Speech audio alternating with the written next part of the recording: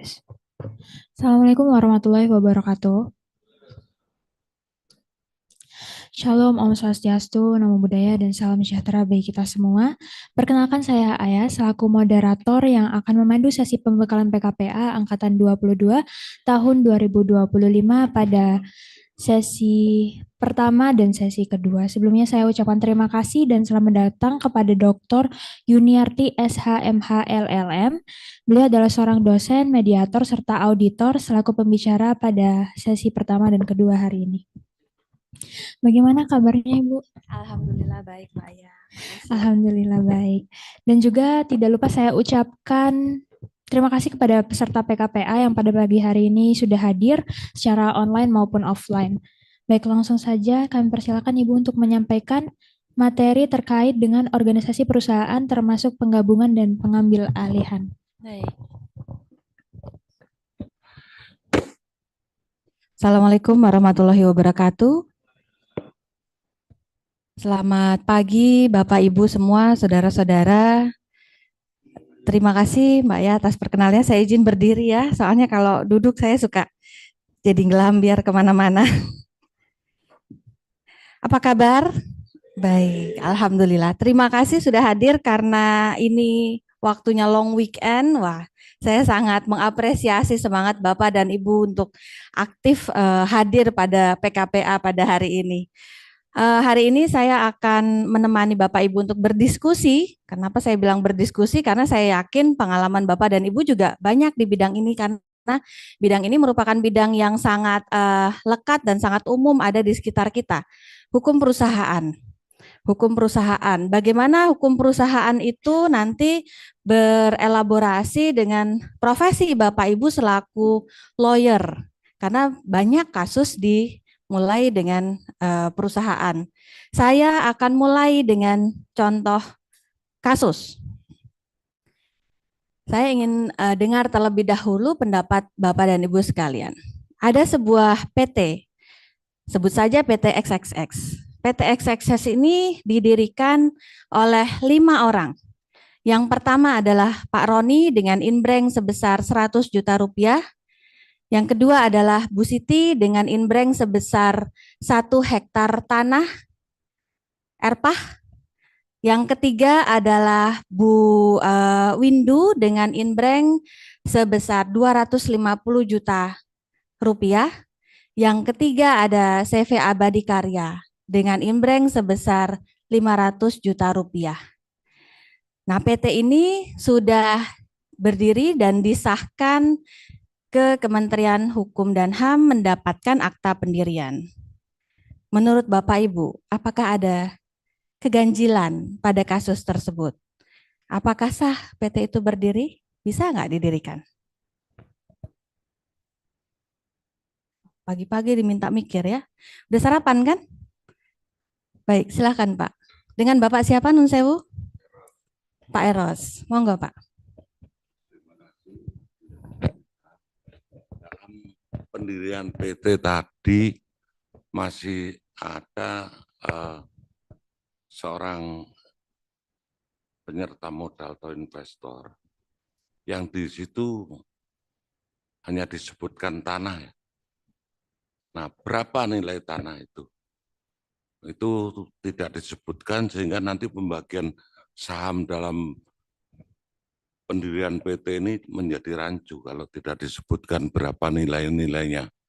Karena prosentase tentunya nanti akan diambil dari berapa invest masing-masing investor kan gitu. Itu aja dulu, terima kasih. Terima kasih. Jadi dalam proses berdirinya PT, yang pertama kelima orang tersebut hadir untuk membuat suatu akte yang namanya akte pendirian secara notarial di hadapan notaris. Oke, di situ akan ditentukan siapa sebagai direktur, siapa sebagai komisarisnya untuk penentuan itu. Kemudian kita online-kan atau kita daftarkan ke Menkumham untuk mendapatkan proses OSS, yaitu dengan menerbitkan SK Menkumham dan juga NIB. Sekaligus mendaftarkan untuk NPWP badannya. Saya kira itu, setelah itu mungkin bisa berproses. Terima kasih. Bapak siapa? Pak Bambang, makasih Pak. Ada lagi mungkin yang mau menambahkan? Apakah sah berdiri menurut Bapak dan Ibu sekalian? Kira-kira dari segi subjek hukumnya coba. Apakah tidak ada masalah? Silahkan. Mohon izin sebelumnya Ibu. Tadi di salah satu pemegang sahamnya ada yang dalam bentuk CV Ibu. Seminim pengetahuan saya, CV belum dapat bergabung bila membangun PT itu tadi Bu, membentuk PT. Karena berbadan hukum. Mohon maaf, karena karena bukan badan hukum, Ibu. CV-nya bukan badan hukum. Iya. Maka tidak boleh masuk di dalam jajaran RUPS-nya itu, Ibu. Nanti dulu. Sebelahnya mau nambahkan? Baik. Dari jawaban Pak Eros tadi ya, ada satu orang yang menyertakan inbreng berupa hak atas tanah. Tentunya kalau dia menyertakan inbreng berupa hak atas tanah, yang harus nanti diatur lebih lanjut adalah betul bagaimana implementasi dalam akta pendirian tersebut tentang konversi nilai hak atas tanah. Tapi tadi saya sebutkan, hak atas tanahnya berupa erpah. Apa itu tanah erpah? Tanah pertanian. Kalau ini berupa tanah pertanian, bisa atau tidak dia dijadikan sebagai inbreng? Apakah ada batasan ketika Bapak dan Ibu memasukkan sebuah tanah berupa tanah pertanian? Kalau penggunaan tanah pertanian, kepemilikannya hanya bisa dipegang oleh seseorang yang berada dalam satu wilayah kecamatan. Tidak boleh pemegangnya berpindah daerah. Apalagi ini dimasukkan sebagai inbrengnya PT. Apakah PT tersebut berada dalam ruang wilayah dari PT, domisili tanah erpah tersebut atau tidak? Itu satu kalau saudara melihat dari segi objeknya yang digunakan sebagai inbreng. Yang kedua, terkait dengan subjek hukumnya. Dari kelimanya, ada satu pendiri yang berstatus sebagai CV. Apakah CV merupakan sebuah bentuk badan hukum?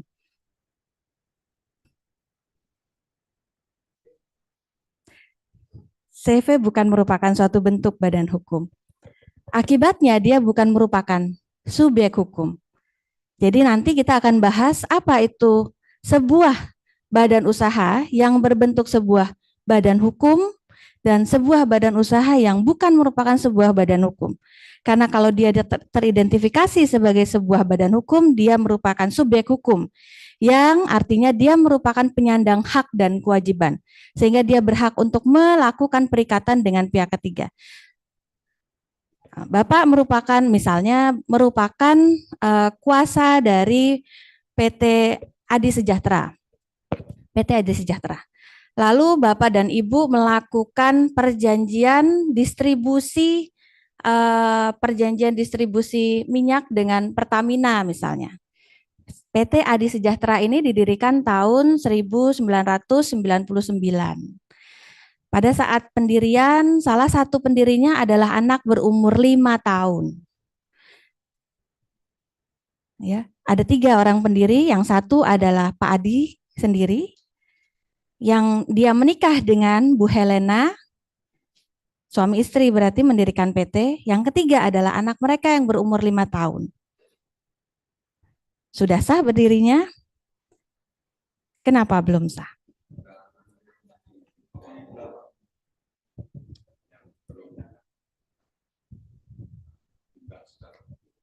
Belum dapat bertindak secara hukum. Apakah sebatas itu saja? Apakah tidak dimungkinkan adanya perwalian? Perwalian. Kalau ada klien menghadap kepada saudara, ingin mendirikan sebuah PT dengan komposisi pendiri seperti itu tadi, apa jalan keluar yang bisa Bapak dan Ibu berikan? Untuk sahnya akta pendirian PT dan sahnya PT tersebut. Tapi itu tahun 99 ya, PT sudah berdiri, lalu dia melakukan kerjasama dengan Pertamina, kerjasama sudah berlangsung selama misalnya 10 tahun. Lalu kemudian selama 10 tahun ini tadi, akhirnya terjadi satu kasus yang melibatkan si PT ini melakukan one prestasi. Nah, Bapak dan Ibu ingin melihat apakah PT Adi ini tadi merupakan PT yang betul-betul sah berdiri, tidak ada kesalahan apapun, karena dia mau menjadikan itu sebagai celah hukumnya, karena dia ternyata baru melihat pada akta pendirian PT, ternyata ada anak umur 5 tahun itu tadi. Lalu terhadap tindakan hukum dari yang selama ini dilakukan oleh PT Adi, apakah sah atau tidak? Ya, silakan.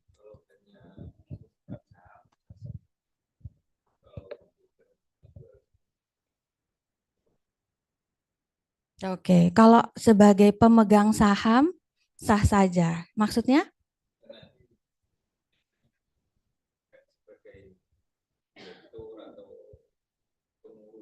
Nah, anak umur 5 tahun boleh beli saham PT? Oh, waris. Oke, waris atau nanti itu kasus lain. Kalau saya bahas sekarang nanti pembahasan kita melebar kemana-mana. Dari segi pendirian dulu, sah atau tidak PT-nya berdiri, walaupun sudah keluar akta Kemenkumhamnya. Kira-kira. Sambil itu difikirkan, kita kembali ke kasus yang pertama. Kalau PT yang tadi dengan 5 orang pendiri sudah sah berdiri, sudah mendapatkan akta pendirian, sedangkan diketahui di dalamnya ada seseorang yang bukan merupakan subjek hukum, bagaimana status PT tersebut? Apakah tetap sah? Kalau tidak sah, bagaimana caranya untuk memperbaiki? Tinggal dijual saja, Bu, sahamnya. Apakah bisa dibuatkan perubahan aktanya?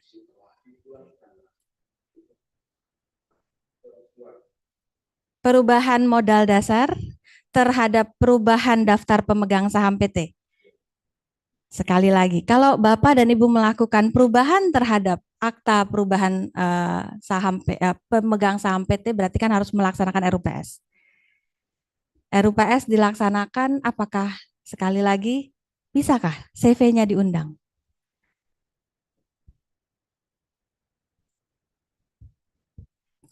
Begitupun apabila ini takutnya kalau misalnya dilakukan transaksi pengalihan saham, notarisnya juga kena nanti. Karena tidak bertindak hati-hati ketika dia membuat akta itu tadi. Lalu kemudian apabila ditransaksikan, karena dia bukan merupakan badan hukum, dia tidak bisa melakukan peralihan hak kepemilikan atas saham. Karena perjanjiannya nanti bagaimana? Yang tadi dia tidak sah untuk menjadi pendiri karena dia tidak bisa melakukan tindakan hukum. Kalau di slide saya sampaikan untuk perbuatan non badan hukum ada 2 macam ya. Perbuatan para pendiri, perbuatan berdasarkan pasal 15 KUHD. Apa itu perbuatan berdasarkan pasal 15 KUHD? Nanti kita lihat. Jadi itu merupakan kasus yang bisa Bapak dan Ibu pikirkan nanti sambil kita diskusi lebih lanjut, diikuti dengan kasus-kasus lainnya. Next, Mbak Aya. Silakan.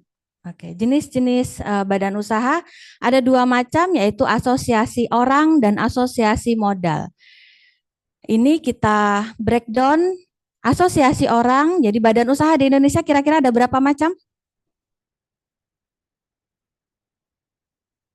kita kenal ada 9 yang terbagi menjadi 2 bagian, yaitu badan usaha berbadan hukum dan badan usaha non badan hukum. Kita mulai dari yang paling bawah, yaitu berupa sebuah UD atau usaha dagang, di mana seseorang melakukan kegiatan usaha, dirinya sendiri nanti yang akan bertindak selaku pemilik dari badan usaha tersebut. Tidak ada perjanjian dengan para pihak, sehingga akibatnya segala tindakan hukum dari UD tersebut merupakan tindakan dari si pendiri. Nah, ini yang kita sebut nanti kalau di perusahaan itu ada alter ego. Tapi tidak berlaku bagi UD. Kenapa tidak berlaku bagi UD? Karena UD merupakan bukan sebuah badan hukum, sehingga dia bukan merupakan subjek hukum, sehingga tidak memerlukan tindakan perwakilan. Yang kedua, ketika saudara sudah mengembangkan UD tersebut, masih memerlukan suatu kerjasama. Oh, saya mau partner untuk nambahin modal dalam UD saya. Tidak harus selalu melakukan seperti ini, tapi kebetulan kok si orang ini ingin mengembangkan dengan melakukan suatu kerjasama. Mereka memiliki tujuan bersama, yaitu mendapatkan profit, sehingga dibuatlah suatu maskap. Pada maskap, karakteristik yang paling utama adalah dilakukan berdasarkan adanya kerjasama. Jadi banyak dipergunakan untuk kerjasama klinik bersama, praktek bersama dokter, dan lain sebagainya.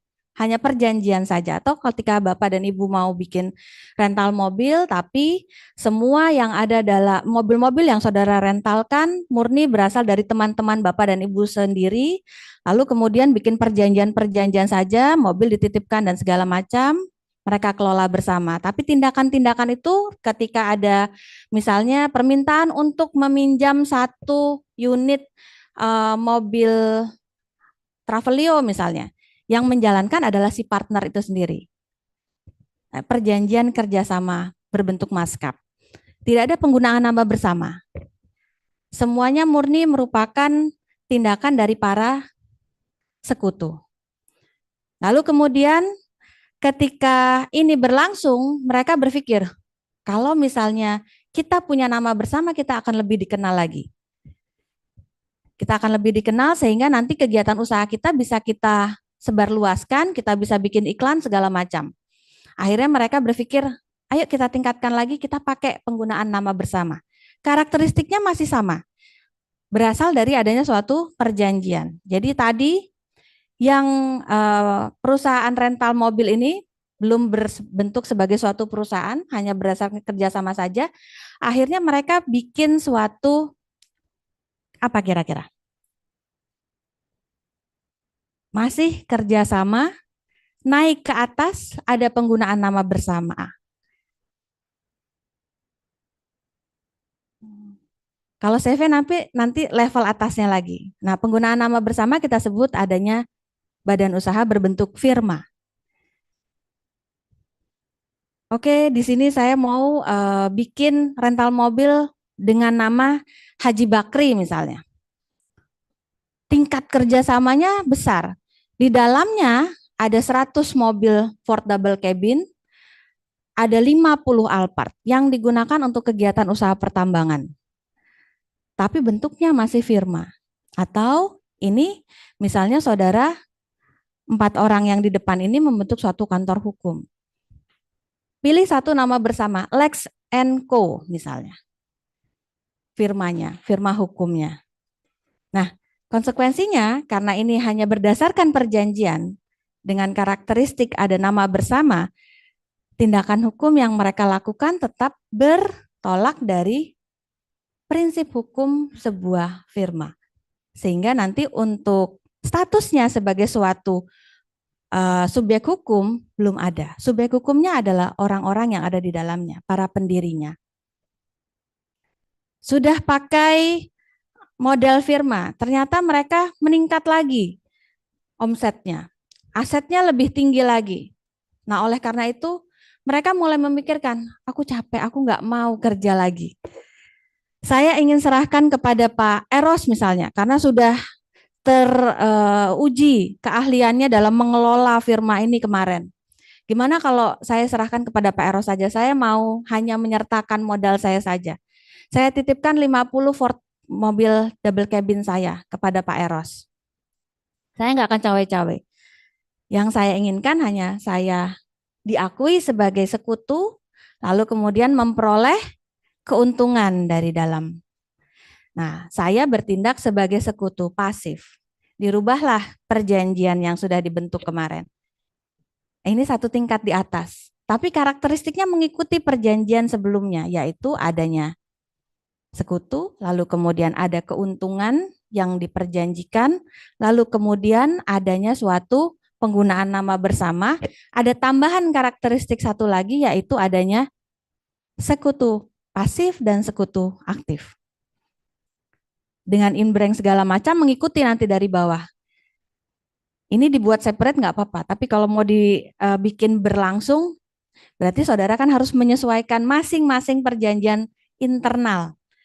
Kenapa internal? Karena untuk perjanjian ini hanya mengikat para sekutu yang ada di dalam saja.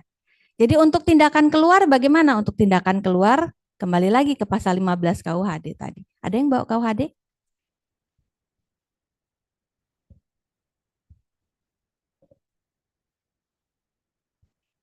Yang sudah menemukan pasal 15 KUHD bisa minta tolong dibacakan?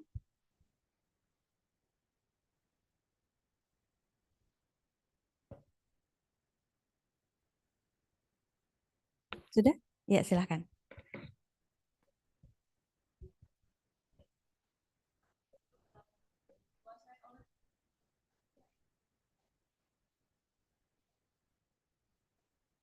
Oke, jadi bagi perseroan-perseroan KUHD mengatur tentang CV dan firma.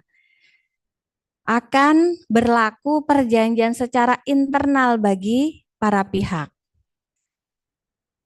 Jadi secara internal saudara bisa memperjanjikan apapun, asal tidak bertentangan dengan hukum. Ya, kembali lagi perjanjian ini harus tunduk kepada 1338 BW. 1338 BW juga harus saudara kaitkan dengan 1320 BW. Jadi tetap tidak boleh bertentangan dengan hukum kesusilaan dan kepatutan. Tetap. Jadi kalau misalnya, Bu, pada sebuah CV ini atau sebuah firma ini, saya ingin mengatur ada seorang direktur dalam CV. Padahal CV ini semua sekutu bertindak sebagai pengurus, kecuali tadi ya yang sekutu pasif. Jadi untuk saya diakui sebagai pengurus, boleh kami memperjanjikan bahwa CV punya direktur keuangan, direktur operasional, direktur utama, CV. Boleh? Boleh kami mengatur bahwa nanti apabila ada suatu tindakan yang memerlukan perwakilan atas nama CV, kami perjanjikan bahwa Bapak X selaku Direktur Utama CV akan melakukan perwakilan terhadap tindakan CV. Boleh nggak kira-kira? Secara internal ini berlaku. Boleh. Saudara menunjuk seseorang untuk mewakili tindakan CV. Tapi nanti berbeda perlakuannya ketika saudara mengimplementasikan tindakan yang dilakukan oleh PT selaku sebuah badan hukum karena dia sudah real merupakan subjek hukum. Dia berhak untuk melakukan tindakan sendiri. Namun meskipun dia berhak untuk melakukan tindakan sendiri, tetap tindakan tersebut harus berdasarkan adanya amanat. Amanat ini kita temukan dari mana? Kita temukan dari akta pendirian, anggaran dasar dari PT. Nah, anggaran dasar dari PT menjelaskan siapa yang berhak untuk melakukan perwakilan terhadap tindakan PT. Jadi terbatas sekali nanti implementasi dari tindakan oleh sebuah badan usaha non badan hukum yang diwakili oleh seseorang yang ditunjuk berdasarkan perjanjian secara internal. Karena pada prinsipnya kembali lagi kepada rezim hukum firma dan CV bahwa nanti semua sekutu bertanggung jawab secara penuh terhadap tindakan yang dilakukan. Sampai sini ada pertanyaan?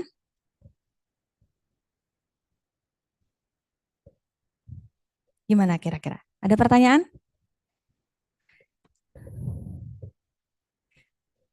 CV itu merupakan sebuah badan, Bu. Pajaknya aja dia dikenakan pajak badan. Karena dia dikenakan pajak badan, maka pajak yang dikenakan kepada para sekutu di dalamnya dikecualikan dari pembayaran pajak. Betul. Bagaimana implementasinya dengan yang barusan kita bahas? Apakah itu bertentangan?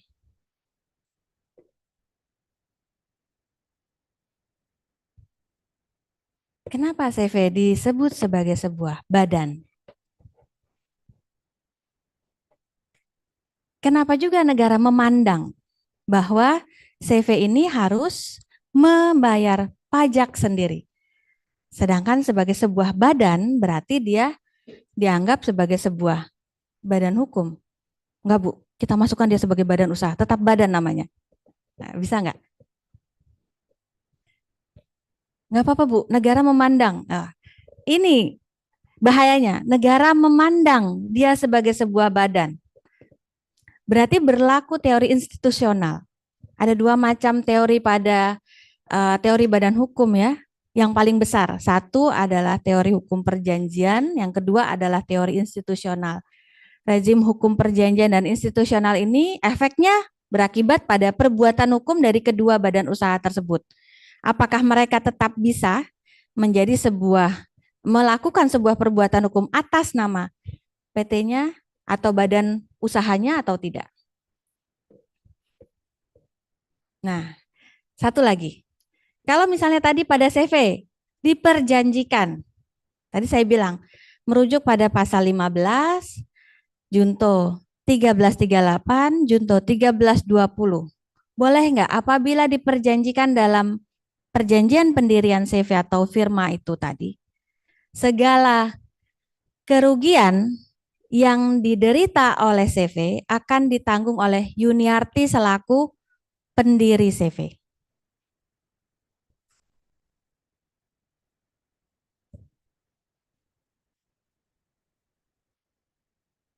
Boleh nggak? Kalau ada kerugian bagi CV, menimbulkan kerugian, jadi ada suatu tindakan hukum merugikan pihak ketiga mengklaim harus ganti rugi sebesar 1 triliun. Sudah diperjanjikan dalam perjanjian para pihak ini bahwa ketika ada suatu kerugian, Yuniarti yang akan menanggung. Berarti saya menanggung 1 triliun itu tadi. Boleh? Boleh Pak Bambang? Boleh. Kenapa Pak?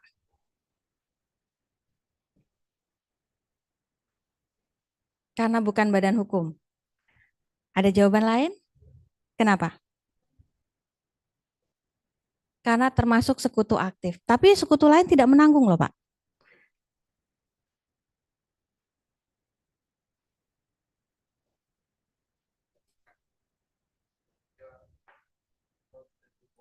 Walaupun dia non badan hukum. Oke. Kalau misalnya perjanjian itu ada lanjutannya. Apabila terjadi suatu keuntungan pada CV, maka semua keuntungan akan didapatkan untuk Yuniarti. Boleh?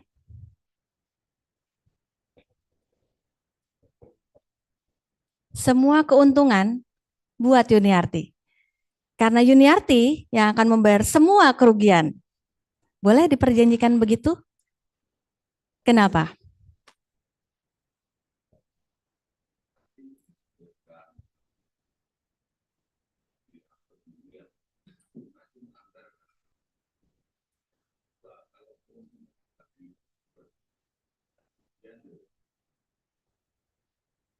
Oke, kalau yang tadi dua-duanya diatur, Pak. Sah atau tidak kira-kira? Ya, itu pertanyaan saya. Mm-mm.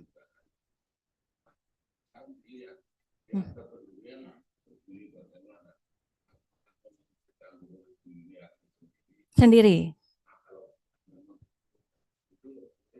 Boleh. Yang lain dapat apa, Pak? Sekutu yang lain nanti dapat apa?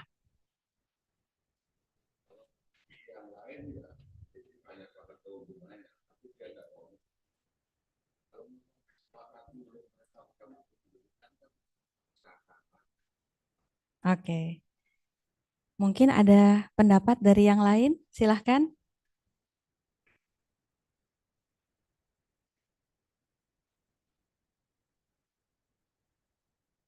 Kira-kira gimana statusnya?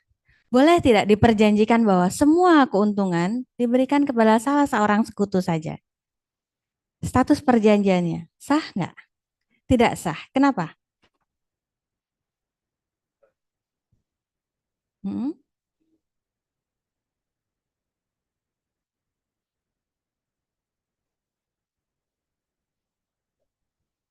Hmm.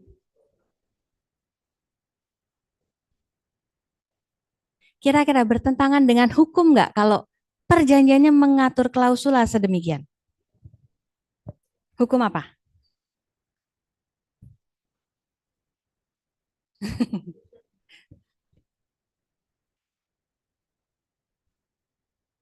Melanggar azas kebebasan berkontrak, Bu, dan tidak sesuai dengan azas kepatutan. Berarti saudara harus mengindikasikan, ada nggak hukum yang mengatur bahwa suatu kerugian itu, suatu keuntungan tidak boleh hanya dinikmati oleh salah satu sekutu saja. Ini yang kita sebut sebagai janji leonina. Jadi kalau misalnya dalam persekutuan memang boleh diatur sedemikian rupa di antara para sekutu, apalagi karena mereka memasukkan suatu inbreng ke dalamnya. Di dalam inbreng itu menentukan bagaimana proporsi keuntungan para pihak sebagai sekutu. Nah, berarti apalagi untuk inbreng tersebut, kalau misalnya tadi ada hak atas tanah, dikonversi terlebih dahulu. Saya memasukkan ruko. Rukonya terletak di Jalan Tunjungan. Nilainya saat ini adalah 1 triliun rupiah. Bagaimana caranya saudara tahu bahwa ruko ini bernilai 1 triliun? Oh, sudah ditaksir terlebih dahulu, Bu, oleh independen. Nah, siapa? Appraisal. Independent appraisal sudah menentukan. Jadi kita tentukan lagi tadi Bapak A dapat berapa, Bapak E berapa, Bapak C berapa, Ibu D dan E seperti apa. Sudah di appraise, sudah sah, mereka memperjanjikan oke, kita akan ada pembagian sekian sekian sekian sekian. Terus di bawah ada klausula bahwa semua kerugian akan ditanggung oleh Bapak A. Semua kerugian. Boleh? Boleh. Kalau kerugian ditanggung oleh satu orang, boleh. Sah perjanjiannya. Tapi kemudian ada pasal di bawahnya juga. Di atas sudah ada perjanjian pembagian tentang komposisi inbreng. Di bawah ada pasal tentang semua keuntungan akan diberikan kepada Ibu B misalnya. Ini yang tidak boleh. Karena dasar perjanjiannya adalah untuk mendapatkan keuntungan. Tujuan mereka melakukan perjanjian untuk melakukan suatu kegiatan usaha bersama mendapatkan keuntungan. Keuntungan yang ditentukan dari inbreng tersebut. Sehingga nanti apabila ada keuntungan mereka harus membagi. Ini yang disebut sebagai janji leonina diatur dalam pasal 1635 BW. 1365 itu kita bicara tentang PMH, 1635 kita bicara tentang janji leonina. Apa yang tidak diperbolehkan ketika saudara melakukan suatu perbuatan hukum berupa perjanjian persekutuan. Ya. Untuk kerugian boleh diperjanjikan ditanggung oleh satu orang saja, tapi kalau untuk keuntungan tidak boleh. Yang lain gotong royong nanti gigit jari, udah masukin duit nggak dapat untung, nggak dapat profit. Ya, ini yang berusaha dilindungi oleh hukum karena hukum memberikan perlindungan mutlak kepada hak milik dari masing-masing subjek hukum. Nah, badan usaha non badan hukum merupakan asosiasi orang. Sehingga semua sekutu akan perjanjian untuk pendirian ini mengikat semua sekutu. Karena mengikat semua sekutu, apabila satu sekutu keluar, harusnya berakhir perjanjiannya. Karena perjanjian hanya mengikat para pihak yang membuat perjanjian. Tapi sekarang enggak ya, diwariskan itu, digantikan. Jadi kalau sekutu dari CV tertentu meninggal dunia, diwariskan ke anaknya. Anaknya jadi pengurus, bisa enggak? Lain dengan asosiasi modal, yaitu sebuah badan hukum. Silakan dilanjut Mbak Aya. Silakan Pak. Next. Oke. Mm-mm.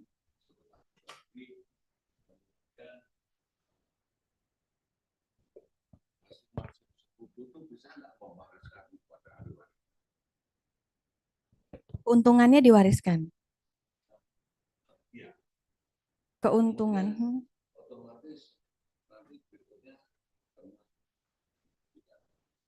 Oke, pada non badan hukum tidak ada kategori saham. Karena saham hanya dikenal pada suatu asosiasi modal saja. Mereka melakukan konversi terhadap kepemilikan pada suatu badan hukum. Kalau di PT diatur bahwa bentuk bukti penyertaan modal mereka adalah dalam bentuk saham. Kenapa kok saham? Karena ketika Bapak dan Ibu menjadi pendiri PT, memasukkan inbreng ke dalam PT, inbreng yang saudara masukkan ke dalam PT merupakan hak milik dari PT, harta kekayaan PT, asetnya PT. Aset PT sejumlah misalnya 250 miliar yang terbagi dalam 200.000 lembar saham. Itu miliknya PT semua. Jadi bukti kepemilikan nanti diambil dari berapa bagian penyertaan yang Bapak dan Ibu sudah tetapkan, dikomitmenkan di awal.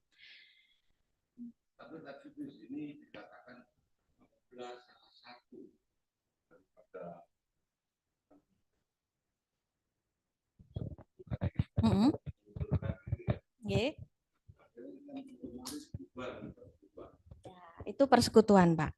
Kalau yang barusan saya contohkan terkait saham ini adalah badan hukum berupa PT. Jadi badan usaha ada dua macam, non-legal entity atau non-badan hukum, ini berupa legal entity atau merupakan badan hukum. Non-legal entity kita mulai posisinya dari yang paling dasar ada bentuk UD, satu orang saja. Lalu kemudian, jadi walaupun dia melakukan perikatan dengan siapapun, tetap si Bapak ini. Walaupun dia punya 100 orang pegawai dalam UD, misalnya dia punya 50 toko bangunan, kayak Norton, dia punya 50 toko bangunan di seluruh Surabaya. Punya 100 orang pegawai. 100 orang pegawai tidak akan bertanggung jawab terhadap tindakan PT UD Norton itu tadi. Lalu kemudian UD ini berpikir, oh, saya masih perlu teman saya mau ajak kita kerjasama, kita bikin maskap. Maskap, karakteristik utamanya adalah perjanjian. Jadi harus dibuat dari lebih dari 2 orang. 2 orang atau lebih. Dasarnya yang mengikat hanya satu, yaitu adanya perjanjian. Dan perjanjian ini punya tujuan yaitu untuk membagikan keuntungan bersama. Membagikan keuntungan. Tapi cuma maskap ini aja. Masyarakat nggak mengenal adanya suatu entiti tertentu. Yang dia kenal Bapak Abdi dan Ibu Siti sebagai peserta perjanjian. Atau mungkin mereka nggak tahu Pak Adi dengan Bu Siti ini punya perjanjian tertentu. Jadi mereka taunya perikatan itu yang mereka lakukan entah dengan Pak Adi atau Bu Siti. Terus Pak Adi dan Bu Siti ini berpikir lagi, kayaknya kita perlu nama bersama nih Bu Siti. Oke, kita bikin satu firma. Dalam bentuk firma ini, karakteristiknya jadi ada 3. 1 dan 2, pada karakteristik maskap, juga berlaku bagi firma. Dengan tambahan, ada penggunaan nama bersama. Karena adanya penggunaan nama bersama, masyarakat jadi kenal. Oh, Bu Siti dan Pak Adi ini menjalankan satu firma dengan nama Adi Siti. Jadi orang kenal, mau bikin iklan lebih gampang, Pak. Apabila Bapak dan Ibu mau melakukan traveling dengan menggunakan mobil Pregio terbaru, silahkan menghubungi Adi Siti. Kami menyediakan segala macam fasilitas traveling dan lain sebagainya. Jadi kalau dia mau beriklan lebih gampang dikenal. Nah, ternyata Bu Siti sakit-sakitan. Karena dia sudah sakit-sakitan, saya nyerah. Saya lebih baik tidak cawe-cawe lagi dalam kegiatan bisnis kita, Pak Adi. Pak Adi boleh memasukkan orang lain lagi. Saya tetap modal saya yang ada di situ tetap boleh dipergunakan. Saya hanya bertindak sebagai sekutu diam saja. Oke. Akhirnya mereka membentuk sebuah CV. CV ini karakteristik 1, 2, dan 3 melekat pada CV. Jadi semua yang ada dalam ini akan dipergunakan pada CV dengan tambahan adanya sekutu aktif dan pasif. Nah, sekutu aktif dan pasif. Akhirnya Bu Siti mendapatkan jalan keluar, jadi karena dia sakit, dia bisa tetap istirahat di rumah, tapi bisnisnya bisa tetap jalan, dia bisa tetap dapat keuntungan. Tapi dia nggak mau berubah bentuk menjadi bentuk PT. Ini orang pada nggak mau merubah bentuk jadi bentuk PT. Kenapa? Kalau dia jadi bentuk PT, pajaknya lebih besar lagi. Jadi mereka bertahan pada sisi non badan hukum karena pajak. Jadi ini nanti padahal untuk kategori aset tertentu tetap saja mereka harus berubah menjadi bentuk badan hukum kan. Ini tetap melekat pada mereka. Dengan tadi, karena ini dasarnya adalah perjanjian, maka Bapak dan Ibu harus melihat lagi syarat sahnya perjanjian seperti apa. Lalu keabsahan kebebasan berkontraknya bagaimana. Pada ini dan ini berlaku KUHD. Karena persekutuan diatur dalam ranah perdata, KUH perdata, tapi pada ranah adanya firma dan CV tunduk pada KUHD. Untuk perikatannya, karena mereka sudah menggunakan nama bersama di sini, maka mau nggak mau untuk memperkenalkan bahwa sebuah nama bersama ini ada seseorang di baliknya juga yang dapat untuk mewakili tindakan dari si firma dan CV. Jadi kalau misalnya saudara melakukan ekspor impor misalnya dengan CV Adi Siti Nurjaya misalnya. CV Adi Siti Nurjaya melakukan ekspor impor. Apakah semua sekutu harus bertanggung jawab? Harus bertanda tangan. Jadi Pak Adi tanda tangan, Bu Siti tanda tangan, Pak Michael tanda tangan juga. Harus tanda tangan? Enggak. Jadi mereka mengatur bahwa ini di bawah naungan pasal 15 KUHD. Bahwa pada article of associations, yaitu anggaran dasar dari CV, menyatakan Pak Adi merupakan direktur dari CV ini, dan mereka sebut direktur. Tapi tidak merujuk pada ketentuan direktur pada Undang-Undang PT, karena dia tidak tunduk pada Undang-Undang PT. Direktur PT Adi Siti Nurjaya. Tapi tetap harus dituliskan, dalam kuasa tersebut harus tetap dituliskan dalam perjanjiannya. Pak Adi ini menjabat direktur ini dasarnya apa? Sama seperti pada perwakilan PT, aktanya harus dituliskan segala macam. Tapi di sini tidak ada akta, perjanjian para pihak saja. Yang seharusnya pada dua ini, perjanjian di antara perjanjian yang ada atas suatu pendirian firma dan CV sebenarnya tidak mengikat kepada pihak ketiga, tapi mereka mengikat secara internal. Tidak adanya pun tidak berpengaruh apa-apa terhadap legitimasi pendirian firma dan CV ini tadi. Jadi tidak berpengaruh terhadap legitimasinya. Legitimasi dia diakui sebagai sebuah badan usaha hanya ketika Bapak dan Ibu sudah, kalau sekarang harus mendaftarkan kepada sistem administrasi badan usaha. Sudah terdaftar, sudah dapat izin usaha, sudah sah dia menjalankan kegiatan usahanya. Tapi kembali lagi, karena dia bukan merupakan sebuah bentuk badan hukum, maka segala tindakan yang dilakukan oleh masing-masing persekutuan ini ditanggung oleh masing-masing sekutu. Nanti kita bahas jenis tanggung jawab dari suatu badan usaha itu ada berapa macam? Ada 2 macam, tanggung jawab penuh dan tanggung jawab terbatas. Nah, kita ke sebuah legal entity atau badan hukum. Badan hukum ini bentuk yang paling banyak ada di masyarakat. Jadi di sini ada satu lagi ya. Sorry, Perkumpulan. Perkumpulan ini ada dua macam, perkumpulan berbadan hukum dan perkumpulan non-badan hukum. Jadi mekanisme pendaftarannya berbeda kalau dia perkumpulan berbadan hukum. Tapi sama, selebihnya sama. Nah, bagi yang berbadan hukum, satu, PT. PT sekarang ada berapa macam di Indonesia?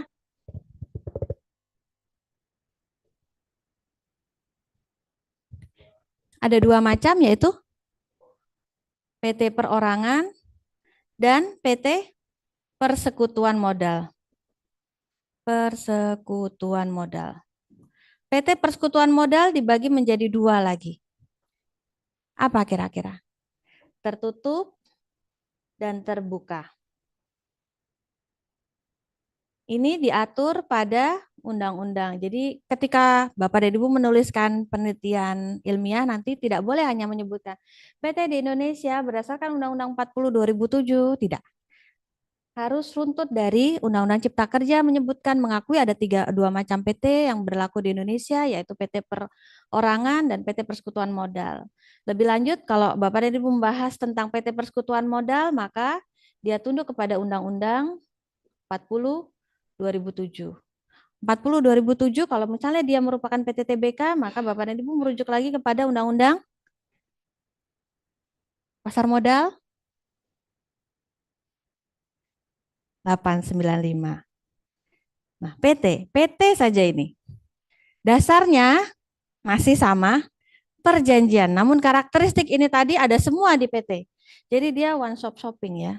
Saudara mau bilang, oh dia merupakan penyertaan modal, ada penyertaan modal di situ, pembagian keuntungannya bagaimana? Didapatkan dari penyertaan yang dia masukkan. Nah, sahnya penyertaan yang dia masukkan berdiri semenjak terdapat pada, ini ada dua macam tindakan. Rezim hukum perjanjian dan rezim hukum institusional. Rezim hukum institusional berlaku semenjak sahnya pengesahan. Sahnya pengesahan. Rezim hukum perjanjian. Jadi kalau misalnya suatu PT dalam rangka pendiriannya, jadi untuk persiapan PT ini berdiri, sementara Bapak dan Ibu menyiapkan legalitas pendirian, masih mau mendaftarkan, masih bikin akta segala macam, Bapak dan Ibu perlu untuk bikin kantor. Perlu untuk beli barang-barang untuk ngisi kantor, perlu untuk beli mobil untuk operasional kantor, perlu untuk rekrutmen pegawai. Dan itu dilakukan oleh satu orang pendiri. Sudah bisa dianggap sebagai perbuatan hukum PT atau tidak?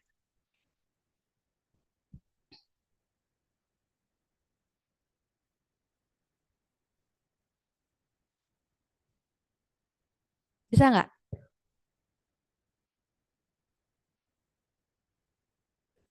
Kenapa?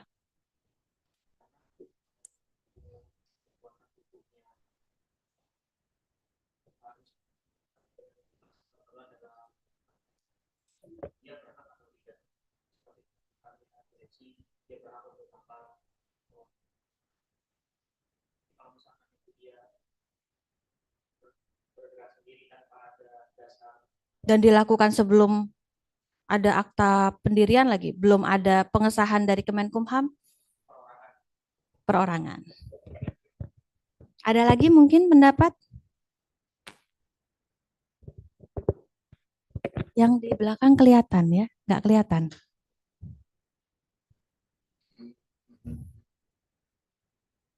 Maaf ya tulisannya jelek. Semoga bisa kebaca. Gimana kira-kira? Ada dua rezim ini. Berdasarkan rezim hukum perjanjian, sebuah PT belum berdiri dalam rangka pendirian. Dia melakukan sebuah tindakan tadi, rekrutmen, jual beli, sewa menyewa kantor, dan lain sebagainya. Bisa nggak? Dalam kondisi?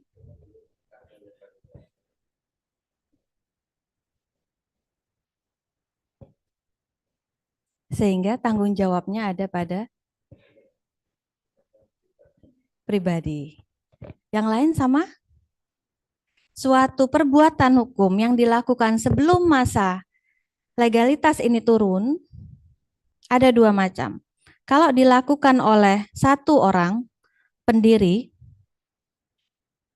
maka ada dua kemungkinan. Akan dapat diakui sebagai perbuatan PT atau tidak diakui. Tidak diakui karena kira-kira apa? Dapat diakui semua perbuatan itu. Karena memang toh realitasnya untuk kepentingan PT kan. Tapi ketika saudara mau mengklaim, ini untuk kepentingan PT loh, masa saya yang bertanggung jawab? Masa saya yang harus menanggung? Diambilkan dong dari tadi aset yang sudah terkumpul. Diambilkan dari inbreng yang tadi sudah terkumpul.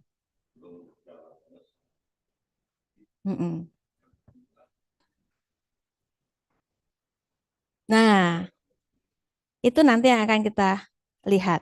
Satu orang pendiri atau kesepakatan atau dilakukan secara kumulatif oleh semua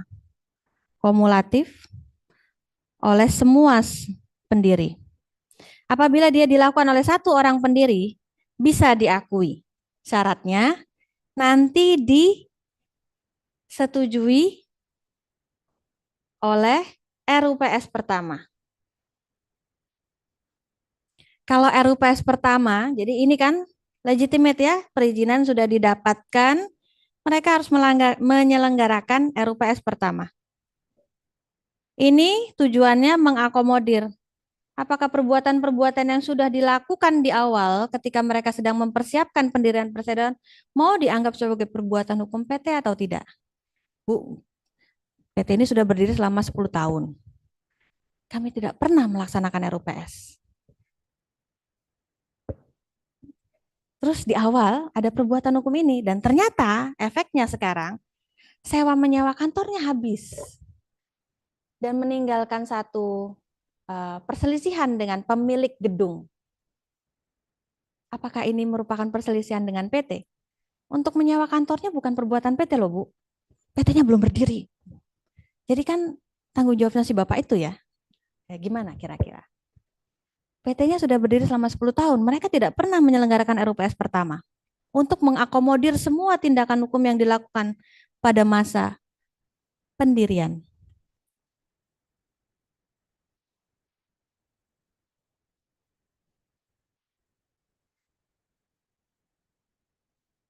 Babak belur ya, si Bapak ini sudah beritikat baik, sewa kantor, nyediain tanah, rekrutmen pegawai, beli mobil, beli kursi meja untuk kantor. Juntrungannya semua kerugian dia yang nanggung. Orang baik itu memang harus dilindungi. Nah, saudara yang harus menyediakan perlindungan bagi si orang baik ini bagaimana?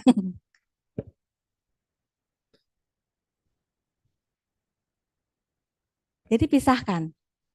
Apakah tindakan tersebut merupakan tindakan PT atau tidak? Kalau ini tidak pernah dilaksanakan RUPS pertama, ya konsekuensi dari itu bukan merupakan tindakan PT. Jadi mau tidak mau, supaya saudara terlindungi, saudara harus pastikan ini dilaksanakan. Perbuatan hukum yang dilakukan oleh PT setelah didapatkan akta pendirian sudah ada dari Kemenkumham, otomatis akan dianggap sebagai perbuatan PT. Oke Bu, saya tahu. Jadi setelah ini kalau saya bikin PT, saya melakukan tindakan itu tadi, saya pastikan perjanjiannya, nanti dulu Pak Notaris, kita tunggu. Itu tadi sudah keluar atau belum aktanya. Lebih amannya begitu. Tapi persiapan, saudara wawancara dulu 100 orang untuk pegawai ini, sudah keputusan untuk didok sebagai penerimaan pegawai, nanti deh. Demi keamanan saya pastikan dulu ini diterima sama Kemenkumham. Jangan-jangan tadi salah seorang pendirinya ternyata bukan subjek hukum. Yang akibatnya identitas PT-nya nanti bertanyakan. Daripada Pak Notaris juga repot, saya juga repot, kita tunda. Atau apabila ia tidak diakui ini tadi ya, tidak diakui, maka otomatis merupakan tanggung jawab penuh dari orang tersebut. Ini beda apabila perbuatan tersebut dilakukan secara bersama-sama oleh para pendiri. Otomatis ini akan menjadi perbuatan hukum dari PT. Ini yang kita sebut perbuatan hukum dari sebuah PT berlaku dua macam rezim. Rezim hukum perjanjian karena kita harus melihat jenis perbuatannya tersebut dilakukan oleh siapa, menyangkut subjek yang melaksanakan. Atau bergantung pada rezim hukum institusional. Institusional berarti PT ini sudah sah dianggap sebagai sebuah badan hukum sehingga perbuatannya merupakan perbuatan hukum. Apakah cukup sampai situ? Belum cukup. Nah, setelah dia menjadi sebuah PT yang bersifat dalam rezim hukum institusional, perbuatan hukum ini, jadi PT punya 3 organ. Organ PT berupa RUPS, direksi, dan dekom. Diberikan kewenangan untuk mewakili kepentingan PT adalah pada direksi. Dalam rangka melakukan perbuatan hukum PT, kita kenal ada 2 macam tindakan direksi, yaitu beseeking dan beheren. Tindakan kepemilikan dan tindakan kepengurusan. Apa bedanya? Masih ingat? Apa itu tindakan kepemilikan direksi, kepemilikan PT, dan tindakan kepengurusan PT? Tindakan kepengurusan adalah tindakan sehari-hari yang dilakukan oleh direksi sesuai dengan tujuan perusahaan. Bisa ke slide selanjutnya, Mbak Aya? Terus, nah ini tadi yang untuk membuktikan keabsahan ya Bapak Ibu, dari para pendirinya, terus legalitasnya, terpenuhi semua unsur material dan formilnya, dibuktikan dengan adanya RUPS pertama, terus nanti kita lari ke sebuah badan hukum, dia memiliki sebuah organ. Nah, dari segi sini adalah rezim hukum perjanjian, dari segi yang di sini rezim hukum institusional. Ke bawah lagi. Nah, keabsahan ke bawah lagi. Oke, ke bawah lagi. Ini sudah. Ini pertanggungjawaban yang ke bawah lagi dulu, bawah lagi. Nah, ini. Kita masuk ke tindakan hukumnya direksi. Wah, sudah mulai ruwet. Tindakan hukum direksi ada 2 macam, beseeking dengan beheren. Bagaimana saudara mengidentifikasi bahwa ada 2 macam tindakan tersebut? Oh, diatur Bu dalam undang-undang. Oke, betul. Lalu kemudian bagaimana saudara memastikan ada pemisahan itu tadi? Mana yang termasuk kategori beseeking, mana yang kategori beheren? Ditentukan oleh undang-undang Bu. Tindakan beseeking adalah semua tindakan yang terkait dengan kepemilikan aset pada perusahaan yang bersangkutan. Tindakan pada yang berkaitan dengan kepemilikan aset perusahaan. Nah, kalau berkaitan dengan beseeking, karena ini melibatkan aset, maka harus mendapatkan persetujuan dari organ perusahaan lainnya. Jadi, saudara harus mendapatkan persetujuan dari RUPS, pemegang saham. Kenapa harus mendapatkan persetujuan dari pemegang saham?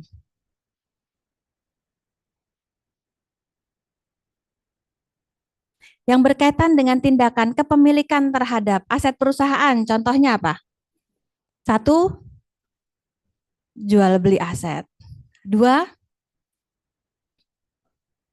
utang. 3, bahkan tindakan yang melibatkan lebih dari 50%.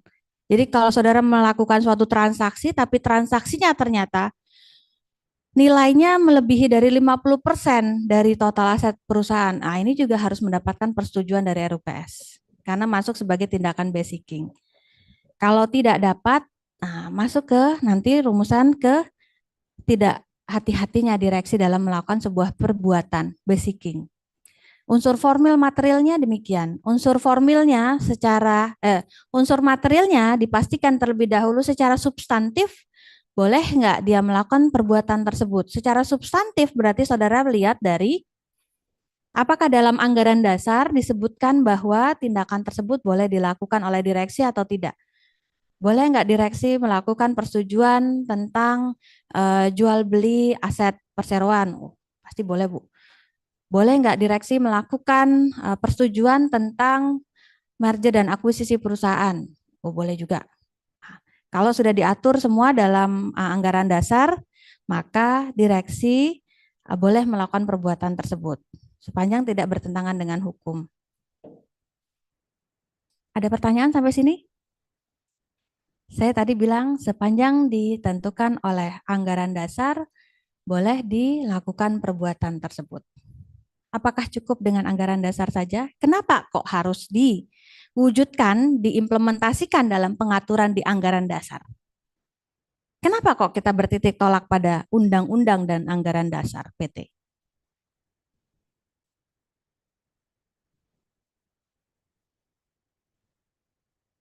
Kira-kira.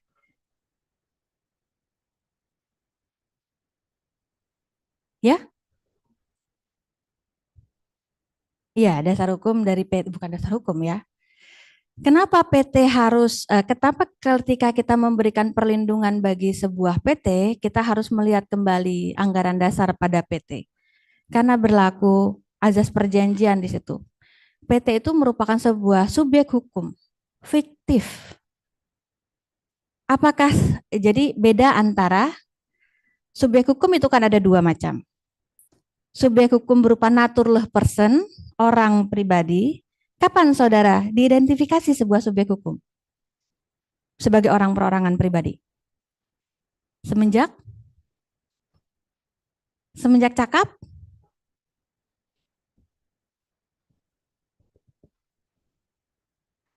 Apakah semenjak cakap saja? Jadi kalau belum cakap hukum nggak boleh dapat warisan? Oh, katanya tadi semenjak cakap. Semenjak dalam kandungan. Anak yang sedang berada dalam kandungan pun berhak untuk mendapatkan hak waris. Subjek hukum dia. Nah, kembali lagi. Kalau badan hukum, sejak kapan dia diidentifikasi sebagai sebuah subjek hukum?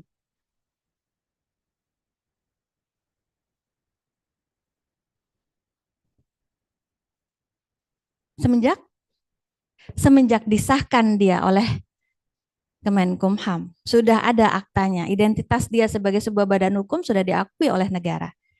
Kalau orang perorangan, saudara sebagai sebuah subjek hukum, mau melakukan perikatan dengan pihak ketiga, orang bisa tahu, oh Bapak ini punya, itu memang keinginannya dia untuk melakukan perbuatan itu. Karena setiap manusia punya hasrat, punya willingness. Sehingga dia punya kemampuan untuk menginterpretasikan tindakan dia dan mengerti bahwa ini adalah tindakan dia. Bagaimana dengan badan hukum?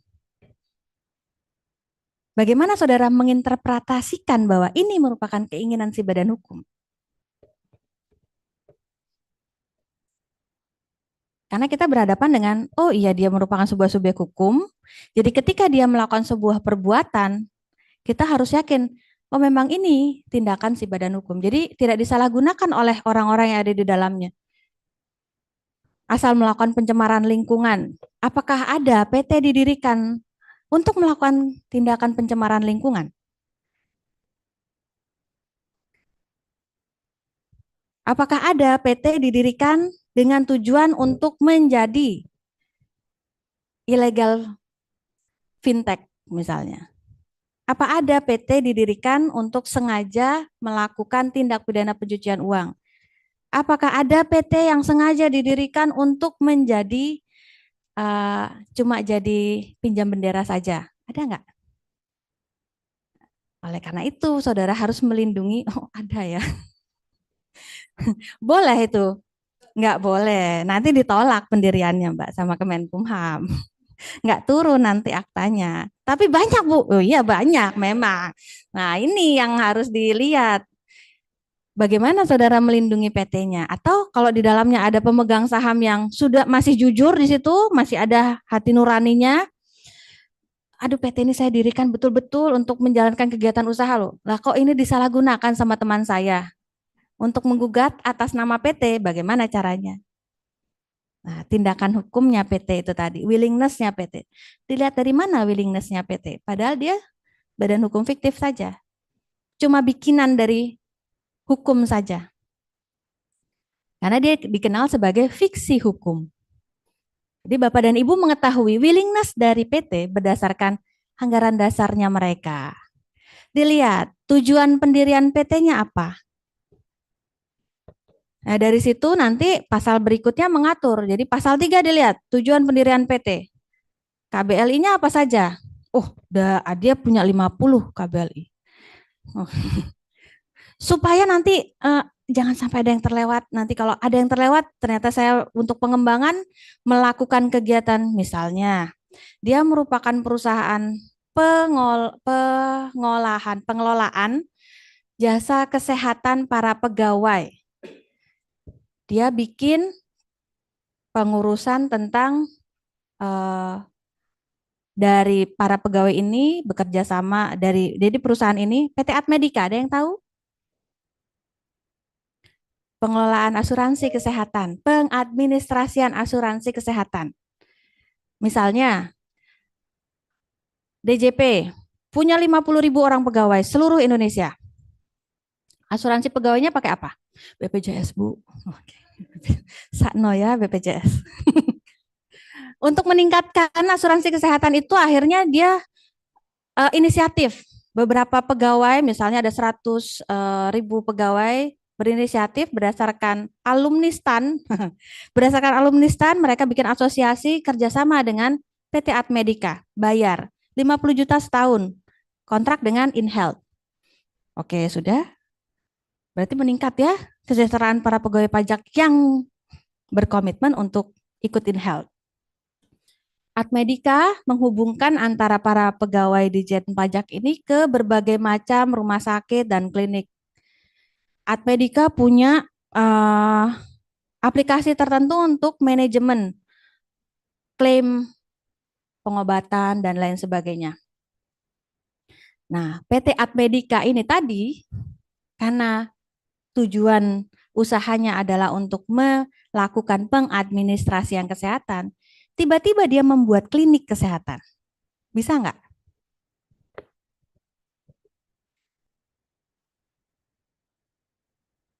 Bisa nggak dia tiba-tiba membuat sebuah klinik kesehatan? Jadi daripada keuntungannya dipakai di RS Mayapada, diberikan ke RSI, diberikan ke Husada Utama, lebih baik ke saya lagi saja.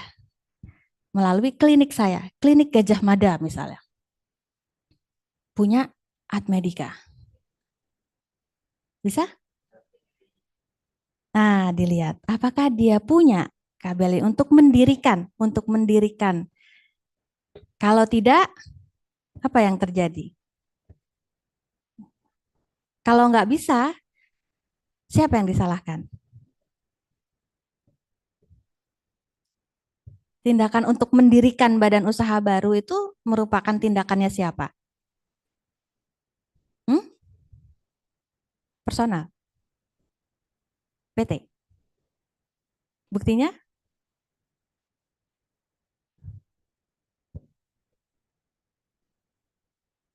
Oke, dilihat KBLI-nya ya. Jadi dari situ saudara lihat, ada satu kasus, contoh kasus, sebuah PT Karya Abadi misalnya, ini merupakan sebuah perusahaan yang bergerak di bidang pembuatan gerbong kereta api.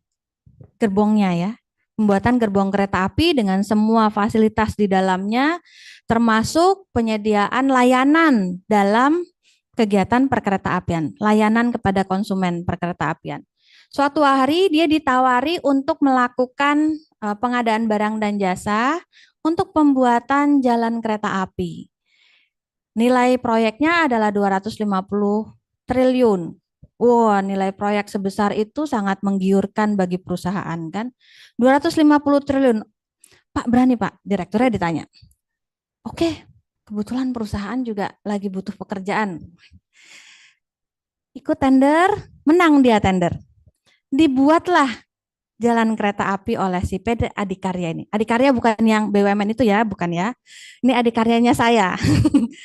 Terus sudah bikin itu tadi, ternyata di tengah-tengah terjadi resesi kayak sekarang. Terjadi resesi, semua dia akhirnya kesulitan mendapatkan bahan karena harga naik semua dan terbatas juga akses untuk mendapatkan bahan tersebut. Berhentilah proyeknya. Kerugian mencapai itu tadi. Akhirnya digugat. Apakah bisa perseroan? Diminta pertanggungjawabannya. Nggak bisa Pak Eros, kenapa?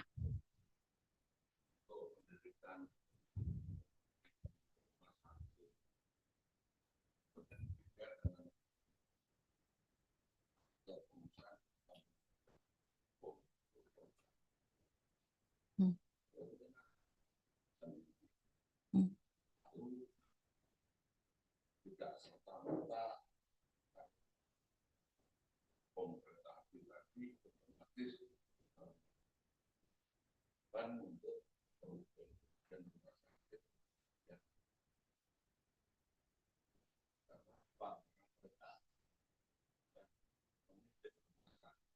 Ye. Tapi kasus rumah sakit sudah selesai, Pak. Sekarang jalan kereta api. Nggih, jalan kereta api itu direkturnya berinisiatif. Padahal perusahaannya ini merupakan perusahaan untuk pembuatan gerbong. Jadi mempercantik Argo Anggrek menjadi lebih cantik lagi, Pak. Semua gerbongnya dijadikan tempered glass supaya kelihatan pemandangan kanan kiri.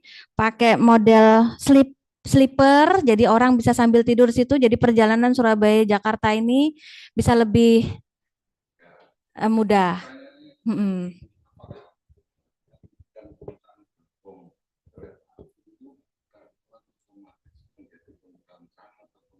Buatan.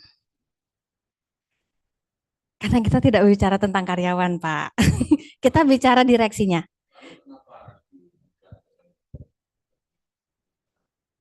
Nah, itu yang berusaha kita bahas. Apakah si direksi yang mengambil keputusan untuk menandatangani kontrak pengadaan barang dan jasa untuk pembangunan jalan kereta api itu dapat dimintai pertanggungjawaban? Atau dia mungkir, enggak Bu, ini kan kontraknya lihat Bu, atas nama PT Adikarya. Keuntungannya semua nanti akan lari ke PT Adikarya. Jadi tanggung jawabnya lari kepada PT Adikarya. Apa begitu? Kenapa tidak begitu, Pak? Gimana, Pak? Atas nama PT. Iya, atas nama PT. Atas nama PT, tapi tanggung jawabnya kan tetap nanti dia atas nama PT untuk tanda tangan dia sendiri.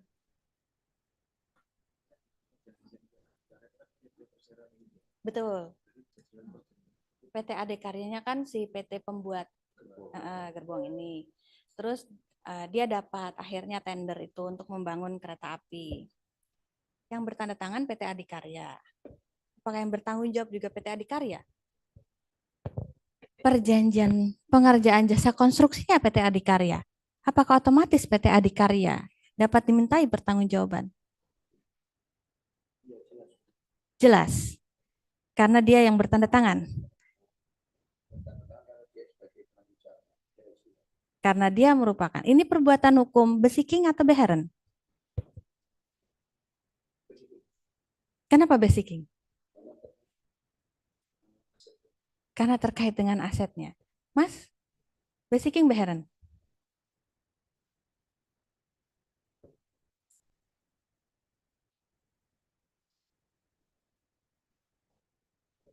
Basiking beheren? Hmm? Ya, ini beheren. Ini beheren. Apakah dapat PT Adikarya kita mintai pertanggungjawaban penuh? Karena dia yang jelas-jelas sudah bertanda tangan dalam kontrak pengerjaan jasa konstruksinya. Kalau saudara diminta PT Adikarya untuk melimpahkan tanggung jawab itu kepada direksi, kira-kira posisi hukum saudara kuat apa tidak?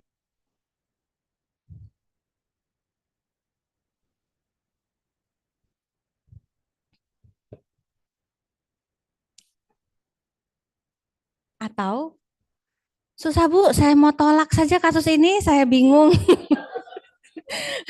Silakan cari advokat yang lain, Pak.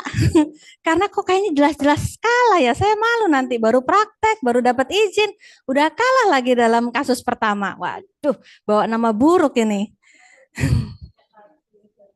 Nggak laku nanti.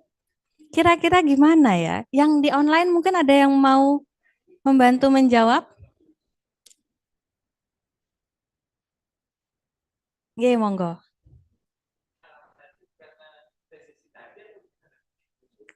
Kesalahannya tadi karena adanya resesi, maka akhirnya dia tidak dapat akses, sehingga dia wan prestasi, sehingga terjadi kerugian terhadap proyek, jangka waktunya molor, segala macam. Akhirnya rugi kan? Rugi bagi si pemerintah atau pemberi kerja, karena jalan tolnya mangkrak, jalan kereta apinya mangkrak. Mangkrak. Mm-mm.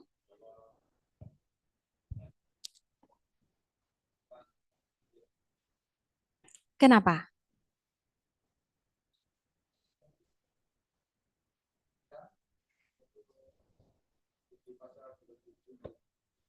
Hmm. Oke, saya paham kenapa. Pak siapa namanya? Pak Damar ini mengejar. Bu, itu resesi bukan? Karena ingin force mayor.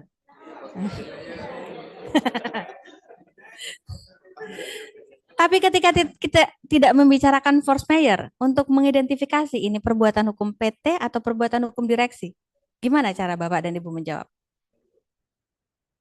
Perjanjiannya itu tadi yang membuat atas nama PT. Apakah PT-nya bertanggung jawab?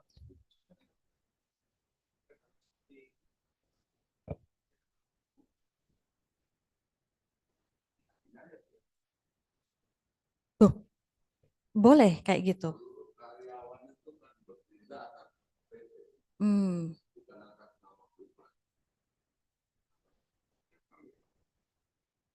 oke. Iya, oke Pak. Tapi kalau dalam PT Nun Sewu, Bapak, karena kita sudah menganut institusional teori PT sebagai sebuah badan hukum, dia punya organ di sini. Organ PT bukan karyawan PT. Karena kalau karyawan PT kita bertindak atas dasar perjanjian kerja. Tapi kalau direksi, dia organ PT, bukan karyawan PT. Untuk merepresentasikan dirinya PT itu tadi. Nah, bagaimana jawabannya? Bapak dan Ibu dapat mengidentifikasikan ini adalah perbuatan PT atau tidak. Dilihat kembali lagi tadi. Sah nggak tindakan hukum direksi itu tadi? Ngelihat tindakan direksi itu sah atau tidak adalah dari apakah sudah sesuai dengan role bisnis PT itu sendiri atau tidak. Apakah tindakan yang dilakukan oleh PT itu sudah sesuai dengan kategori KBLI-nya PT? Kalau dia melaksanakan di luar tindakan tersebut, dia tidak beritikat baik untuk melaksanakan tindakan pengurusan dalam PT. Iya, dilihat. Apakah itu merupakan tindak. Jadi untuk membuktikan willingness dari perbuatan PT, dia benar-benar memang ingin melakukan perbuatan tersebut. Karena dia bukan manusia, kita kan nggak bisa tanya ya sama dia. Jadi hanya dilihat secara tertulis saja. Dilihat secara tertulisnya dari mana? Anggaran dasar PT. Anggaran dasar PT nanti akan menyampaikan kepada saudara, oh PT ini bergerak dalam bidang ini. Jadi tindakan yang dilakukan oleh direksi harus merujuk kepada tindakan tersebut. Ada pertanyaan terkait dengan kasus ini? Ya. Ya. Direksi. Direksi bertanggung jawab penuh. Ya. Kalau memang kerjaannya PT ini terdaftar hanya untuk mempercantik gerbong saja, membuat gerbong saja, ya sudah, harus dalam ruang lingkup itu, lorongnya dia bisa melakukan tindakan pengurusan.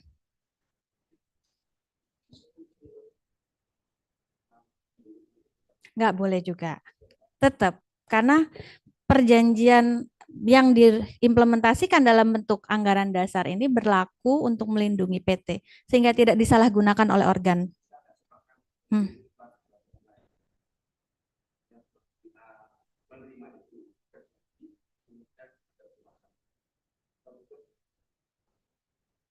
Enggak. Enggak. Kenapa?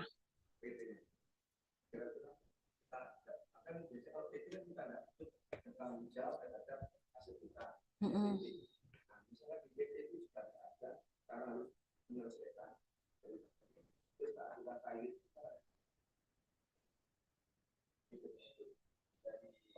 Mm-mm.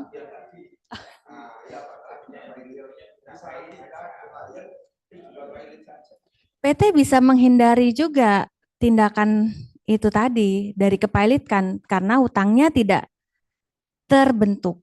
Kenapa utangnya tidak terbukti? Karena perbuatan hukum itu bukan merupakan perbuatan hukum PT.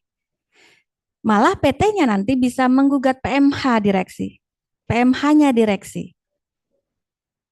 Masuk pelanggaran hukum direksi.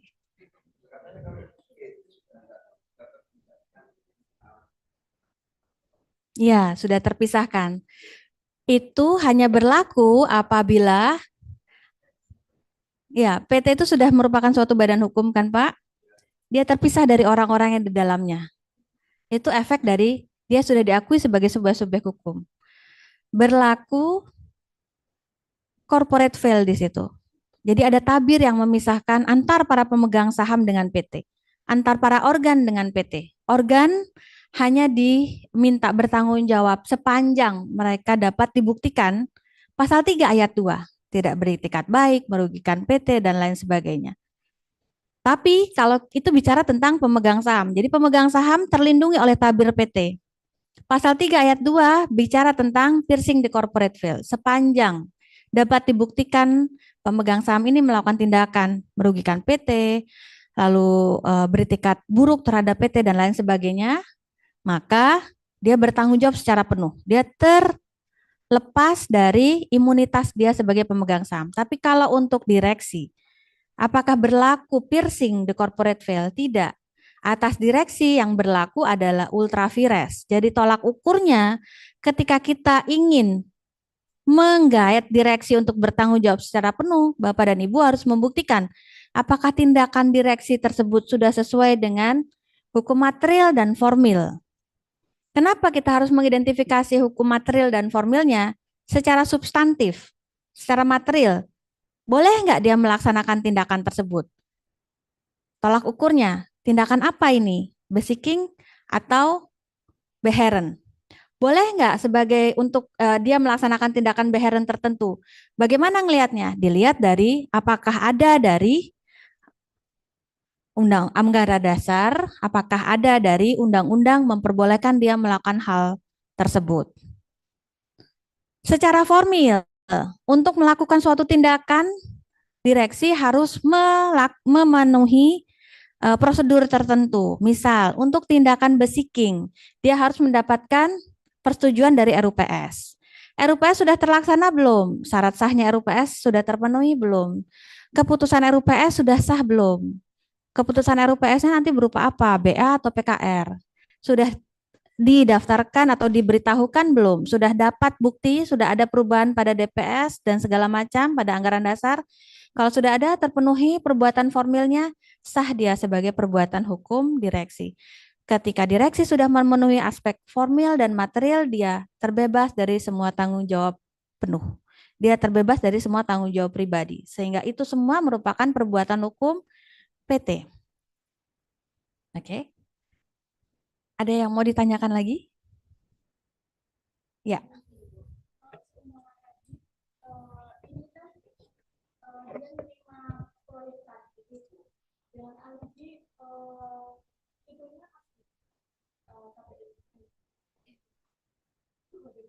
Nggak bisa juga. Sama ketika kita membicarakan. Masih nunggu keluar, masih untuk keluarnya izinnya, Bu. Tapi ini sudah mendesak untuk dilakukan. Kalau enggak, pembeli saya kabur. Tetap nggak bisa. Karena yang dilakukan legalitas dokumennya. Ada lagi? Kalau enggak, saya pindah ke kasus berikutnya. Ada suatu perusahaan tekstil, masih untuk mengidentifikasi apakah ini perbuatan direksi atau tidak. Ini sebuah perusahaan tekstil. Dalam masa resesi ini, dia mengalami kesulitan finansial. Sebagai sebuah perusahaan tekstil, bisa dikatakan dia harus melalui 20 langkah pengolahan limbah agar nanti hasil pengolahan tekstilnya itu tidak berbahaya apabila dibuang, tidak membahayakan masyarakat, tidak membahayakan lingkungan, nggak kayak yang di Pekalongan, sungainya jadi hijau, biru, merah ya kan. Nah, dia harus melakukan 20 langkah itu tadi. Tapi 20 langkah ini tadi konsekuensinya adalah peningkatan fee productions. Biaya produksinya tinggi karena terserap kepada itu tadi. Akhirnya si direksi berinisiatif, saya mau meringankan biaya produksi. Nah, tapi dia takut juga, aduh kalau nanti terjadi apa-apa, saya khawatir nanti saya bertanggung jawab karena mengurangi tingkat pengolahan limbah, mengurangi tingkat upaya pengolahan limbah ini kan nanti efeknya ada kemungkinan akan terjadi suatu pencemaran. Supaya dia aman, dia ajukan kepada para pemegang saham. Ayo RPS luar biasa. Diundanglah semua pemegang saham. Di rapat dia menyampaikan karena terjadi resesi dan keuangan perusahaan saat ini sedang sulit, saya mengajukan upaya untuk melakukan sebuah penghematan. Pemegang sahamnya, oh setuju, dilakukan penghematan, silakan, direksi bebas melakukan apapun. Disepakati, sudah ada, dibuatlah karena ada notaris di situ, berarti kan ini berita acara ya, berita acaranya sudah didaftarkan. Lalu kemudian, betul, direksi melakukan penghematan. Tindakan real yang dia lakukan, dari yang tadinya 20, dia cuma melakukan 8 saja. Oh, penghematan besar-besaran. Akhirnya kondisi perusahaan membaik. Tapi pencemaran terjadi. Tindak pidana lingkungan pun masuk. Direksinya jadi tersangka. Nah, karena jadi tersangka, apakah ini merupakan tanggung jawab penuhnya direksi?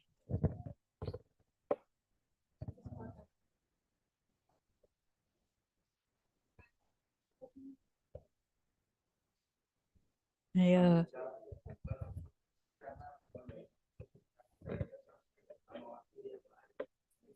Mewakili yang lain. Kalau ini bukan lagi anggaran dasar, Pak. Kita bertitik tolak kepada keputusan RUPS. Apakah semua keputusan yang diberikan RUPS secara otomatis melindungi direksi? Gimana, Mbak?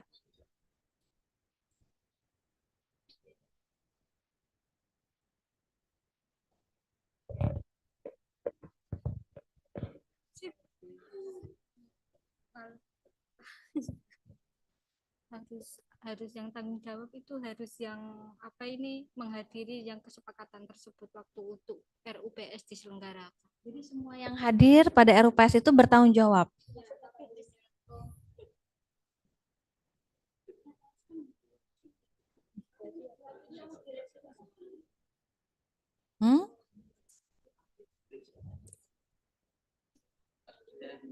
Gimana kira-kira?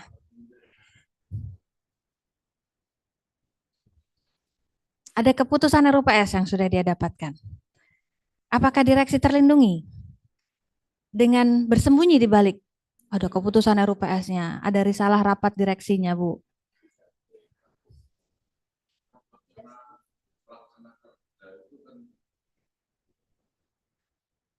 Jadi direksi bertanggung jawab, Pak. Bertanggung jawab. Direksi bertanggung jawab, walaupun ada keputusan RUPS. Di situ tadi, keputusan direksi adalah keputusan RUPS adalah untuk melaksanakan penghematan. Inisiatif direksi melakukan pemotongan langkah. Di rapat umum pemegang saham dia nggak menyebutkan. Dalam rangka melakukan penghematan itu yang akan saya lakukan adalah pemotongan 20 langkah menjadi 8 langkah nih.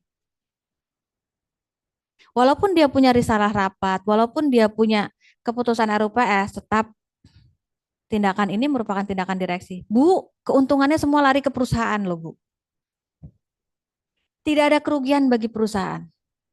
Yang ada kerugian bagi saya karena saya masuk BUI. Nah, apakah ini menjadi patokan bahwa ini jadi kalau tidak ada kerugian pada perusahaan, ini merupakan tindakan hukum perusahaan?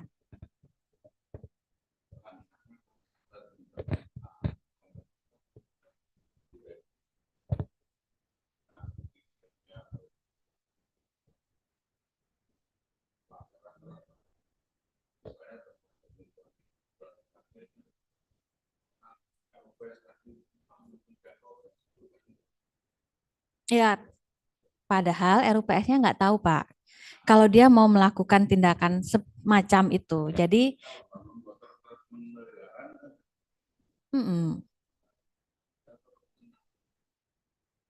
oke.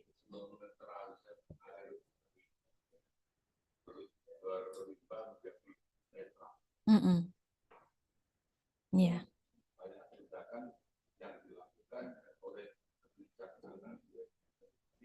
Oke. Nah, masuk ke undang-undang lingkungan. Karena ini pelanggaran lingkungan ya. Masuk ke pidana korporasinya lingkungan, hukum lingkungan. Prinsipnya adalah polluter pays principle. Siapa yang melakukan tindakan pencemaran tersebut yang bertanggung jawab. Nah, subjek hukumnya siapa di sini? PT, Bu, karena tindakan tersebut tadi dilakukan oleh PT. Tapi secara internal, ini ada pembedaan perlakuan kalau antara civil law country dan common law country. Kalau common law country, semua tindakan tersebut tidak bisa dimintakan pertanggungjawaban pribadi. Externally diampu oleh perusahaan, PT bertanggung jawab penuh. Internally, mereka punya pertanggungjawaban lagi sendiri yang harus diampu dan dipenuhi kepada PT-nya. Jadi walaupun yang membayar ganti rugi keluar adalah PT, secara internal uang itu harus berasal dari direksinya, bukan aset perusahaan.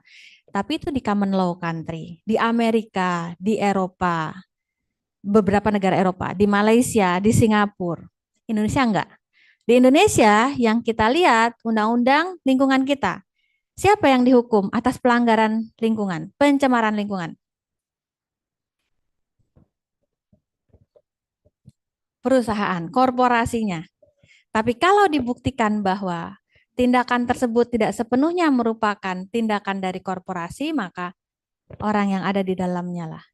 Tapi either kita pakai bahwa ini merupakan tanggung jawab perusahaan atau tanggung jawab penuhnya direksi, tetap direksi yang harus maju. Karena tidak mungkin atas penghukuman tersebut direksi akan namanya PT, judul namanya PT ditaruh di penjara terus lalu kemudian dihukum. Kan nggak mungkin, tetap harus perwakilannya, perorangannya, ya direksinya. Jadi bedanya hanya bagaimana saudara mengidentifikasi sebenarnya yang bersalah ini PT-nya atau direksinya. Itu dulu.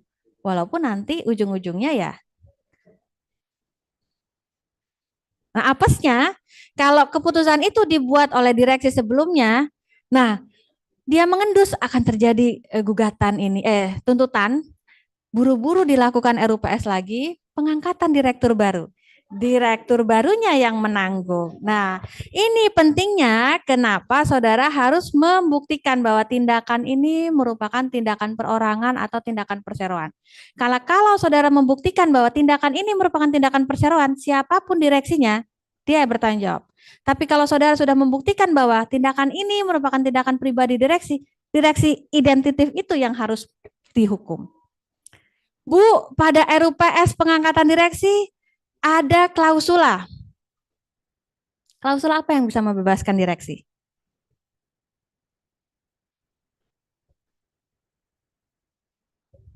Dalam laporan pertanggungjawaban direksi, ada pencantuman acquit at the charge. Setelah laporan ini diserahkan kepada perseroan, maka direksi tidak bertanggung jawab terhadap semua tindakan perseroan. Selama direksi ini menjabat, bisa nggak dipakai? Oh, pasti ada Bu ini di setiap laporan akhir perusahaan. Nah, direksi merdeka nih kalau sudah ada klausula ini. Apakah betul dia bisa merdeka dengan equity at the charge?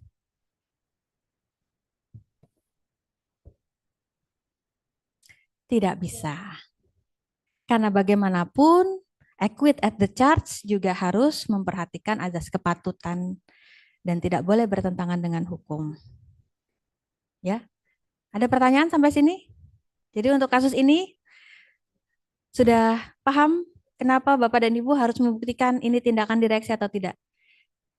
Untuk mendapatkan perlindungan bagi si direksi yang baru dengan si perusahaan itu sendiri tadi. Ada pertanyaan sampai sini? Jadi yang harus dibuktikan ini tadi, ketika menjalankan tugas sebagai seorang direksi dalam sebuah perusahaan, ketika dia melakukan sebuah corporate actions itu ada dua macam, beherent dan beseeking, maka harus dilakukan berdasarkan duty of good faith. Fiduciary duty itu harus dilakukan berdasarkan duty of good faith dan duty of care.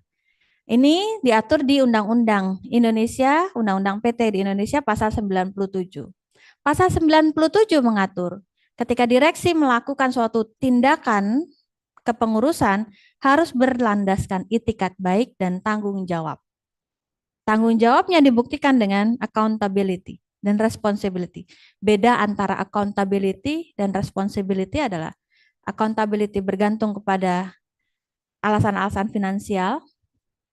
Jadi tanggung jawab keuangannya dapat diterima, dia dapat menjawab alasan dia secara finansial terkait dengan tindakan tersebut seperti apa. Responsibility, dia bertanggung jawab terhadap seluruh akibat dari tindakan tersebut. Itikat baik, dasarnya tidak boleh ada konflik of interest. Dilakukan berdasarkan kehati-hatian dari direksi. Tindakan kehati-hatian direksi dibuktikan dengan apakah dia memenuhi syarat formil dan material. Material dilihat dari apakah dia sudah melakukan tindakan tersebut berdasarkan kewenangannya. Nah, ini akan kita bahas kemudian. Kewenangan direksi dalam melakukan suatu perbuatan mewakili PT. Kalau misalnya dia bersifat direksi, berarti kan ada lebih dari satu direksi ya. Siapa yang bertanggung jawab terhadap tindakan tersebut? Contoh kasus lagi.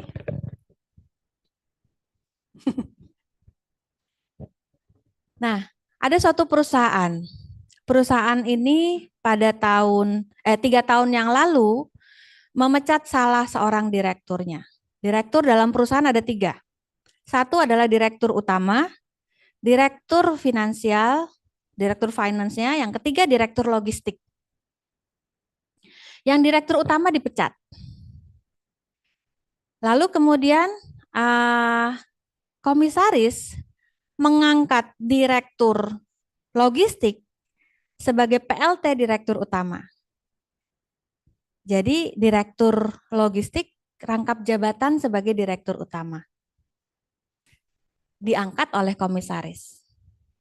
Di anggaran dasar diatur bahwa komisaris dapat mengangkat direktur pada suatu saat tertentu dalam rangka terjadinya suatu keadaan mendesak, paling lama 3 minggu sebelum dilaksanakannya RUPS untuk pengangkatan direksi yang baru. Di anggaran dasar diatur seperti itu. Nah, tapi RUPS ini tidak kurun terselenggara sampai 3 tahun sekarang. Jadi selama 3 tahun ini dia acting as direktur utama dan direktur logistik. Apakah tindakan tersebut sah?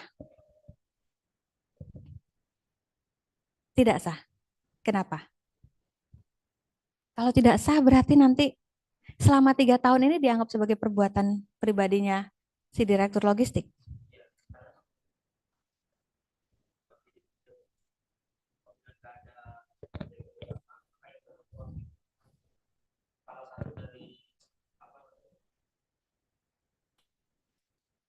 Oke, baik.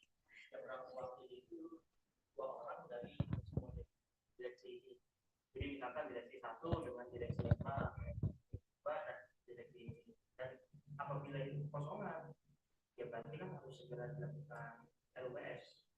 Kalau misalkan sudah dilakukan, ya berarti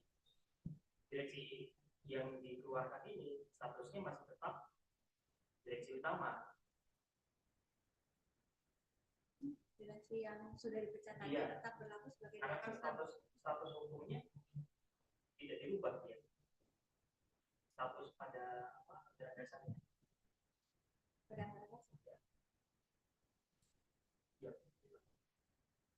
Ya, tidak langsung dilakukan RUPS sehingga perubahan itu kan tidak didaftarkan. Itu saja atau ada tulisannya lagi?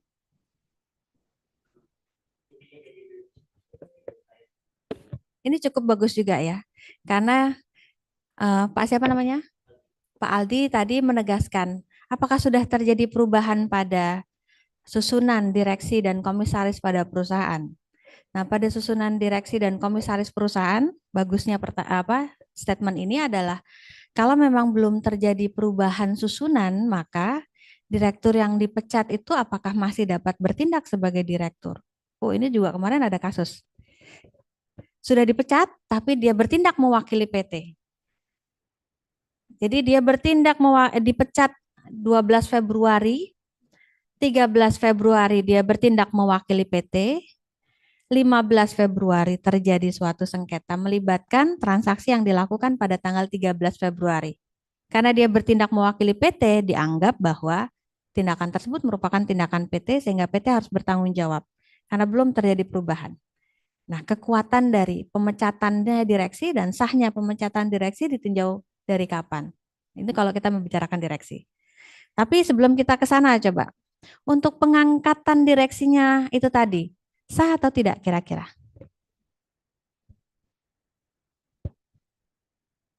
Tapi anggaran dasar sudah mengatur komisaris bisa mengangkat direksi, PLT direksi. Jadi sampai sekarang judulnya dia statusnya adalah PLT Direktur Utama, sekaligus Direktur Logistik pada perusahaan ini.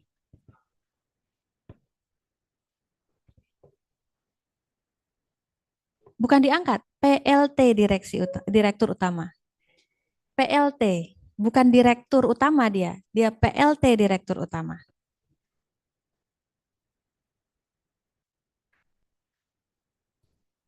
Apakah komisaris bisa mengangkat direktur?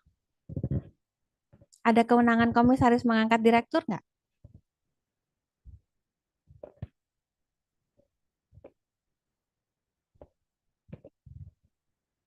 Kalau untuk pertanggungjawabannya nanti, karena ini mau coffee break, saudara lihat dulu pasal 98 ya.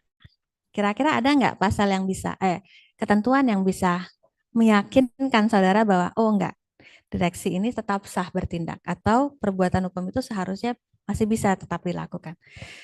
Kita cukupkan dulu untuk sesi yang ini, kita lanjut lagi nanti setelah coffee break, saya kembalikan kepada Mbak Ara.